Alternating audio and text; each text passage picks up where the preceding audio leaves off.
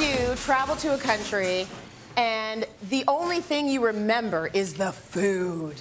Okay, I know that some of my best meals have been while I was on vacation, and I don't know if that's because I'm more relaxed and the food just tastes much better, but there's something about enjoying the atmosphere and a good meal and the ambience and the flavors away from home. So today our three chefs are taking us through their food travels. Please welcome Jason Parsons, Suzanne Barr, Brandon Felton.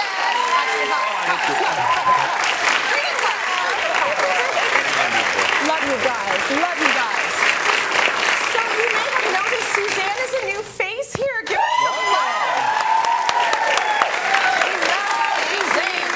So just to let our viewers know a little bit about you, you are the head chef, the owner of True Diner in Toronto. I am.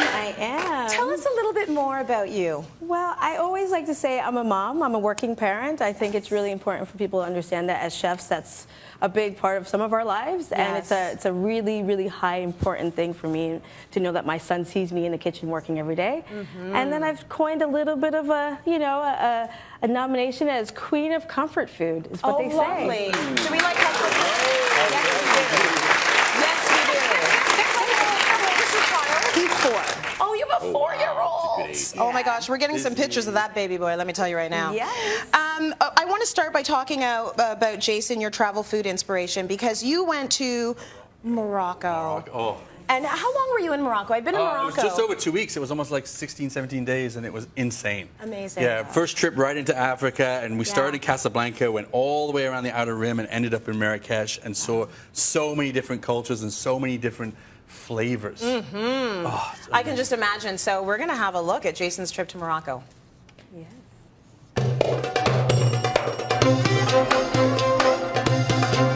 Hey everybody, how you doing? I'm here in Casablanca, Morocco. We're going to be in Morocco for the next 14 days, traveling around different cities, Fez, Rabat, Marrakesh, Issura. I'm going to try and put some videos together to give you a little bit of a guided tour through the spice markets, the Sahara Desert. Behind me is the central market in Casablanca, where you can get the freshest of fish and the most amazing produce. Let's go check it out.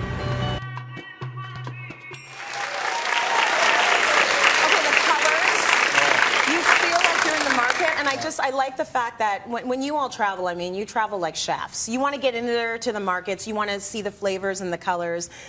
You're going to make a recipe inspired by your travels. Well, this is all about the spices, and it was funny because we actually did a cooking demonstration in one of the places when I was there. Amazing.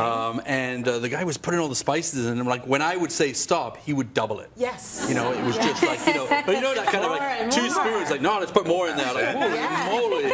You know, and you get the kind of the little sweats going on, but it's the good sweats. You know, you've got some drinks and you just keep it going. But so we're doing a lamb tagine. Nice. But you know, first of all, actually, I'm going to get you to start. You pass me the grapeseed oil. So Suzanne, get ready because they're bossy. Oh yeah, okay? just put a little in there. Welcome, Perfect. Chef. Is that good? Yeah, that's good. And she already told me she's going to call me chef, make me feel old, right? Okay, chef. You got a chef? Perfect. So she's going to stir. I want to get the onions going, but what we've got is this tagine, which is a nice, basically cast iron base, and we got these from Le Creuset. Oh, nice. And I love that they're, you know, the traditional ones are the clay. Yeah. You know, you put them on the charcoal, you cook away, fantastic. But in this case, I want to put it on a stovetop, so it's kind of a modern version of it. Love that. I don't have to worry about, you know, if I drop the clay, it's going to shatter. Yeah. But I'm going to start the onions stirring away. While we do that, we got to bring flavor to this lamb. Okay. You know, and what I love is they've taken like the offcuts. This is the shoulder, or you can use the sirloin. You can see there's a lot of fat on there. Yeah. If we tried to sear this and cook it off, what would it be, like a rubber band, right? Basically. You know, it's just tough. Okay. And it needs flavor. So this is when you add all the spices. So I've got, you know, ground black pepper in there. Yeah. See how much I put in there? Right? Lots of salt and sea salt in there. Get it in there. Right? Fresh ginger right in there. I didn't go with the powdered ginger. I want fresh ginger. Yeah. Garlic, of course. Put that in there. But then we get into cinnamon. Ooh, there's a lot of cinnamon in Moroccan cuisine. Nice. It really gives that kind of aromatic, which I think is great. Yeah. Cardamom, ground down, really brings it to life, you know. And then, of course, a little bit of paprika. Yeah. But then this was my favorite, and actually I'm kind of cheating a little bit here, but I got this when I was in Dubai. Oh, nice. It's a great curry spice. Yeah. But the thing is, just a little bit. Okay. Just tiny. I'm already starting to sweat. Jay. I know, like it's crazy. But the thing is, you know, it's going to marinate, and if you can leave this overnight, now you can get your hands in there, but I don't want to get all messy right now. But just mix it right in. Yeah. You know, you can put it in a Ziploc bag, throw it in the fridge, forget about it for 8 hours. Give it some time though to really sit in those spices because it's about the flavors, Okay, right? smell that. Isn't that amazing? yeah. Right? Very good. Oh, You know? the cinnamon. Yeah. Overnight? Oh, yeah. Yeah, it just has a chance to get into the meat because it's big chunks of meat, really give great flavor. And and now How what am I we're doing going to do, with these onions, this is Chef? perfect because Yeah? we've just softened them down, get a little bit of caramelization, but it's going to continue to cook. Yeah. But now we're going to put the lamb right on top. So is that going to go all the way down to caramelized? Yeah. Or, okay. No, this is how I Oh, would this cook is it. how you'd want it, and now you're going to cook it like Because this. it gives a bed for the actual lamb. Now you Okay. can sear the lamb a little bit too if you want, but I think with this one I decided to kind of just lay it right on top. Okay. All right? And you can just kind of pile it on. This And is like the first time it's okay to crowd the pan. oh, it totally is. Right. Yeah. which Because is we have that chimney, Yeah. it's going to let it go, right? It's going to steam it. fantastic. So, and it's almost like you're steaming, braising. The aromas have nowhere to go. So what does the tagine do then? Like how is it, what would you liken it to? Is there anything out there like it? Well, it's funny, but see how it's got that curve on the top? Yeah. It's almost creating a little bit of a convection oven. Because the heat's Okay. coming up and it's Yeah. stirring it in, and then it has nowhere to go. Going back down. Right? Yeah. But what we're going to Same. do is add some liquid to this. So if you want to take some tomato paste, Yes, chef. Yep. a little bit of veg stock. Yes, Come on, get to work now. Veg stock. Come on. And then we've got some cornstarch There we go. and some saffron. And what I thought was nice. interesting was the Moroccans, they actually do their sauces where they'll thicken the agent here Yeah. and pour that in so that actually it was thicken as it cooks. Yeah, You know? okay.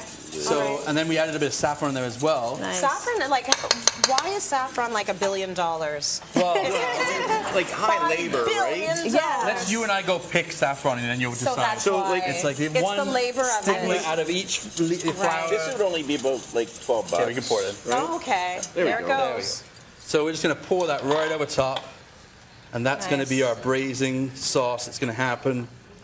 But then at this Beautiful. point, we're also going to throw in some nice cooked potatoes. Oh, you're gonna piling up. Oh yeah, we're going to pile this in there, right? Tomatoes, Yeah. some apricots. And you some because this is going to cook like that. Yeah. Lamb's just going to fall apart, cook down, Yeah. right?